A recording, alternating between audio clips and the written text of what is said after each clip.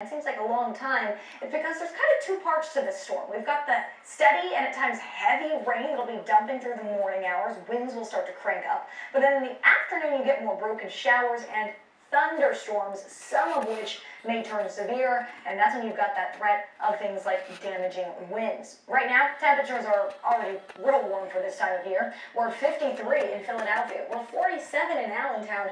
And we're 58 at the Atlantic City Airport. Obviously, no concerns of snow for today. It will only be rain with these kind of temperatures. We're going to get up to 66 in Philly this afternoon with those storms developing. And notice the winds coming out of the south-southeast, 17 miles per hour. That's the constant wind. The gusts may be as high as 30 to 40 miles per hour.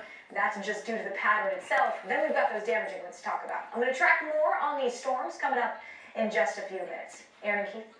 All right, Crystal, thanks. New Jersey's governor now saying that another statewide shutdown is still on the table. It comes as coronavirus cases and hospitalizations continue to surge across the state and the country, and there is fear that it's going to grow because of the holidays. NBC 10's Miguel Martinez-Valle is live overlooking the Camden skyline right now. The governor acknowledges, Miguel, that a lot of people are getting tired. There's a lot of fatigue out there.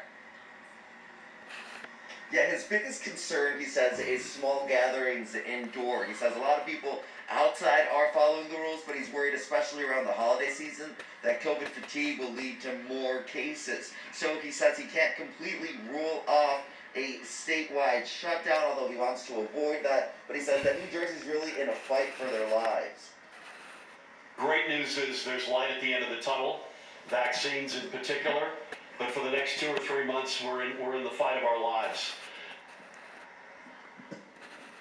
So in an interview with Fox News last night, the New Jersey governor talked about the spiking COVID case numbers and the concerns, especially after the Thanksgiving weekend.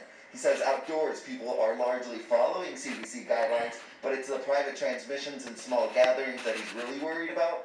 The Garden State already took measures in the last few weeks, including limiting indoor dining, closing at 10 p.m., and asking people to keep their things